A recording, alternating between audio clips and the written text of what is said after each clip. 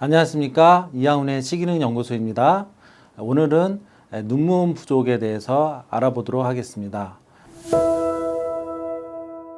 원장님, 요즘 눈이 불편한 회원님들 중에 눈무원 부족으로 많이 오시는데요. 눈무원 부족이 정확히 어떤 시기능 이상인가요?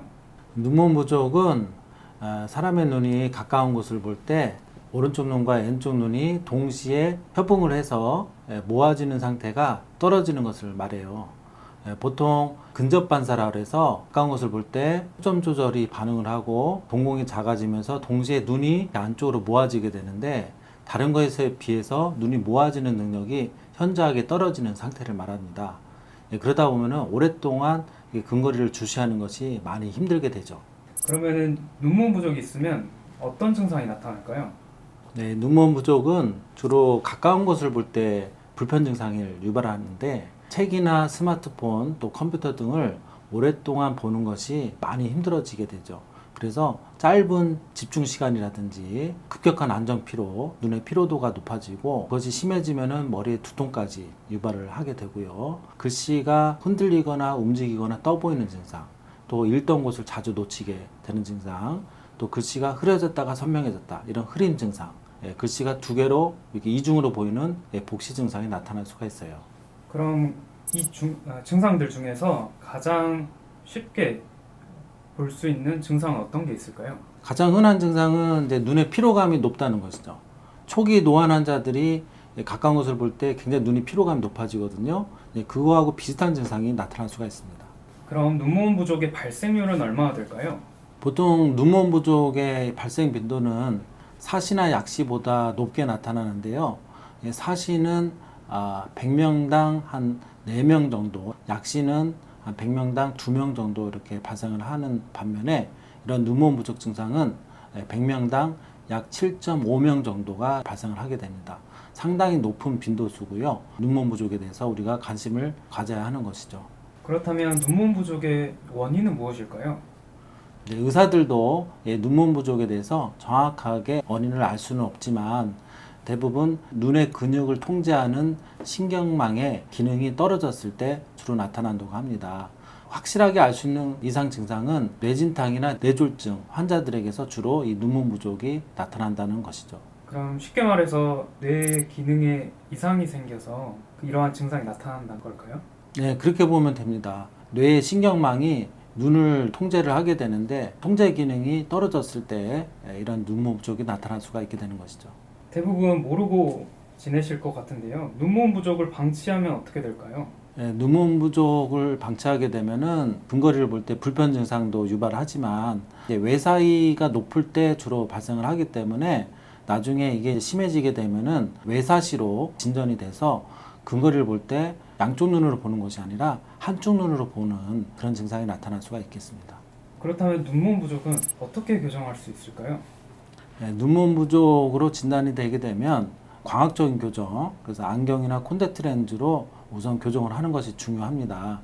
근시나 난시가 있는 경우는 어지럽더라도 완전 교정을 해주는 것이 중요하고요. 반대로 원시가 있는 경우는 적절하게 저교정을 하는 것이 좋습니다. 광학교정이 끝나게 되면 반드시 시기능 훈련을 통해서 눈의 협응 능력을 강화시켜 줘야 되는데요. 가까운 것을 볼 때 눈을 모을 수 있는 협응 능력을 강화시켜 주게 되면은 대부분 이런 눈먼 부족은 개선이 되겠습니다.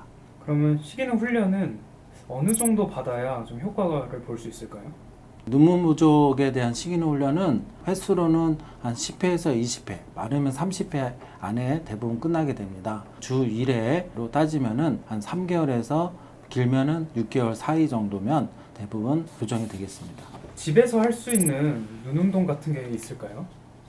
네, 눈먼 부족에 대한 가장 전통적인 훈련법, 펜슬 푸시업이라는 훈련입니다. 이런 막대라든지 연필 끝을 보면서 한 4, 50cm부터 이렇게 시작을 해서 서서히 눈앞으로 이렇게 당겨주면 됩니다. 그래서 이것이 눈먼 부족이 있으면은 보통 이렇게 가까이 이렇게 볼 수가 없거든요. 한 이 정도 되면은 힘들어지기 때문에 두 개로 이렇게 보여요.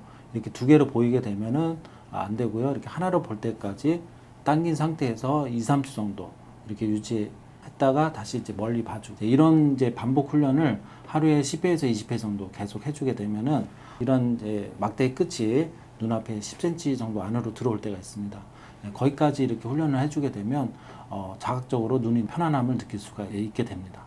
그러면 그 훈련만으로 증상이 좋아질 수 있는 건가요? 이 가정에서 할 수 있는 이런 이제 펜슬 푸시업 훈련도 도움이 되지만 이걸로는 제 경험상 충분하지는 않고요. 센터에 와서 할 수 있는 눈을 강화시켜주는 특수 장비들이 있습니다. 이제 이런 것을 이용해서 해줬을 때 더 효과적으로 개선을 해줄 수가 있기 때문에 센터를 같이 이용하시면 대부분 다 교정을 잘 할 수가 있겠습니다. 영상을 보고 계신 분들이 나도 눈부분 부족이 아닌지 굉장히 궁금하실 것 같은데요. 간단히 평가할 수 있는 도구 같은 게 있을까요?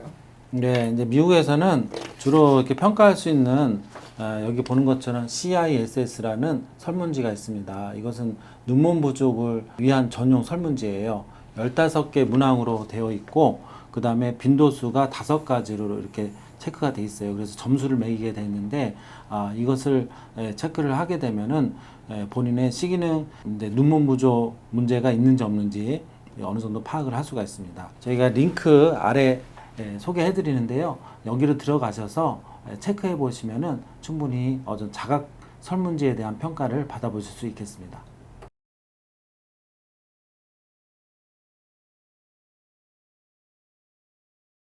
지금 영상을 보고 계신 눈문 부족을 느끼고 계신 분들에게 한 말씀 부탁드리겠습니다. 네, 이 눈몸 부족이 있으면 원래 내 눈은 그런가 보다 하고 이렇게 불편한가 보다 하고 그렇게 사시는 분들이 진짜 많아요.